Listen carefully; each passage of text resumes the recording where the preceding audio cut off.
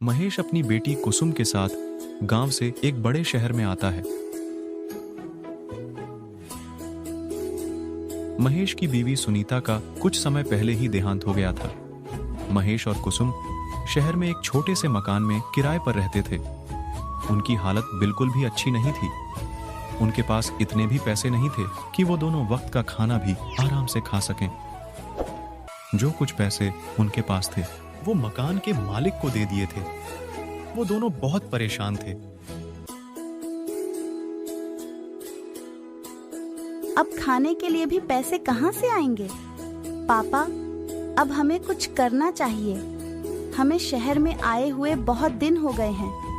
हमारे पास खाना खाने तक के पैसे नहीं बचे हैं। मैं कल ही कमला काकी के साथ काम ढूंढने के लिए चली जाऊंगी। नहीं बेटा, तुम इस अनजान शहर में काम ढूंढने कहाँ जाओगी? तुम रहने दो बेटा, मैं ही कोई काम धंधा ढूंढ लेता हूँ। लेकिन पापा, आपकी तबीयत भी ठीक नहीं है। आप रहने दें। कल मैं ही कमला काकी के साथ कोई काम धंधा ढूंढ लूंगी। ठीक है बेटा, तुमको जैसा ठीक लगे।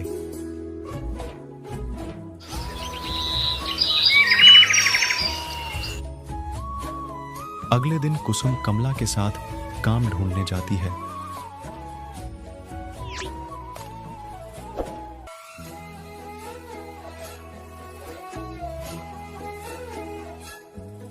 लेकिन उसे कहीं भी कोई काम नहीं मिलता।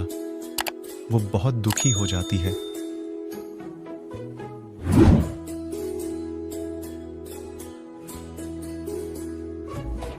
चलते चलते वो एक बड़ी सी मार्केट में चली जाती है, जहां वो देखती है कि एक दुकान पर लोगों की भीड़ भरी होती है। वो देखती है कि लोग वहां पर मोमोज खा रहे होते हैं।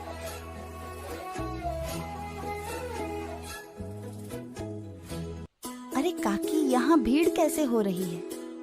ये अजीब सी चीज क्या है जिसे लोग इतने स्वाद से खा रहे हैं? अरे ये तो शहर के बहुत मशहूर मोमोज है। ऐसी दुकानें तो तुझे पूरे शहर में मिलेंगी। अच्छा, मोमोज। ये सब देखकर कुसुम के मन में विचार आया।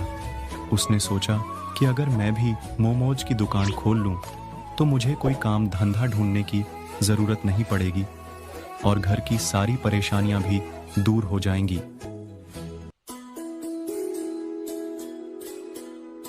हाँ, मैं तुझे घर जाते ही सब बताती हूँ। कमला घर जाते हुए कुसुम को मोमोज बनाने की सारी रेसिपी बता देती है।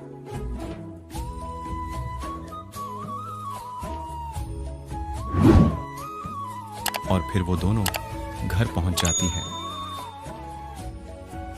अरे कुसुम, तुझे कोई काम मिला क्या? नहीं पापा, मैं बहुत सी जगह गई काम के लिए, लेकिन मुझे कोई काम नहीं मिला। अब हम क्या करेंगे बेटी? आज मकान मालिक भी आया मकान का किराया लेने। पापा, आप चिंता मत कीजिए। आज मैंने मार्केट में मोमोज की दुकान देखी। पापा, आपको पता है उस दुकान पर कितनी भीड़ थी? लोग बहुत स्वाद के साथ मोमोज खा रहे थे। पापा, मैंने सोचा कि हम भी मोमोज की दुकान खोल लेते हैं। काकी ने मुझे मोमोज बनाने की पूरी रेसिपी बता दी है। लेकिन ये बनाने के लिए तो बहुत सारा सामान भी चाहिए होगा और दुकान किराए पर लेने के लिए भी अब पैसे नहीं है। हाँ पापा, कोई नहीं, हम दुकान नहीं लेंगे, हम ठेले पर लगा लेंगे। और रही बात सामान की, तो हम मैदे का इस्तेमाल नहीं करेंगे। हम आटे के मोमोज बनाएंगे जो लोगों के लिए हेल्दी रहेंगे। लेकिन पापा, एक बात तो मैंने सोची नहीं, हम ठेला लगाएंगे किस जगह? बेटी, तू इसकी चिंता मत कर। मेरा एक दोस्त है, उसकी यहीं पास में चाय की दुकान थी जो उसने बंद कर दी है। हम उसकी जगह अपना मोमोज का ठेला लगा लेंगे। मैं उससे अभी बात करके आता हूँ।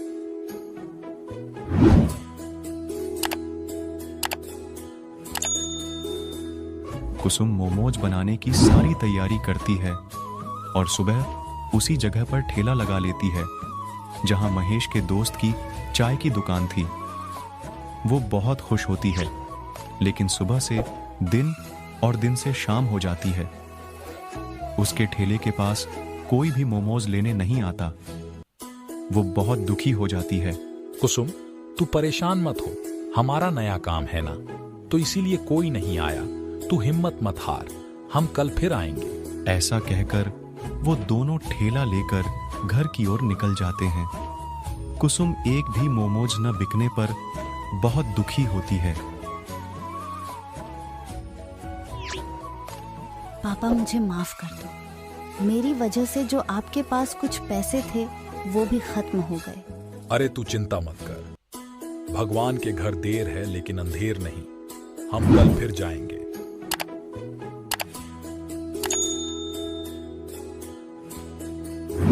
अगले दिन वो फिर से ठेला लगाते हैं। आज भी कोई भी उनके ठेले पर मोमोज खाने नहीं आता और दिन से शाम हो जाती है। ऐसे ही 5 दिन बीत जाते उसके ठेले। तभी एक लड़का और लड़की उनके ठेले के पास आते हैं।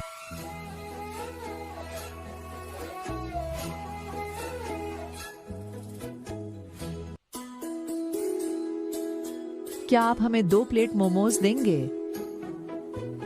कुसुम उन्हें 2 प्लेट मोमोज देती है।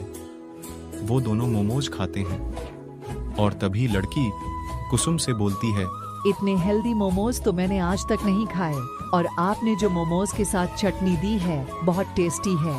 धन्यवाद, ये मोमोज हमने घर में ही बनाए हैं। अब तो रोज धीरे धीरे लोग उनके ठेले पर मोमोज खाने आते। कुछ दिन बाद वे अपनी दुकान भी खोल लेते हैं और खुशी खुशी रहने लगते हैं।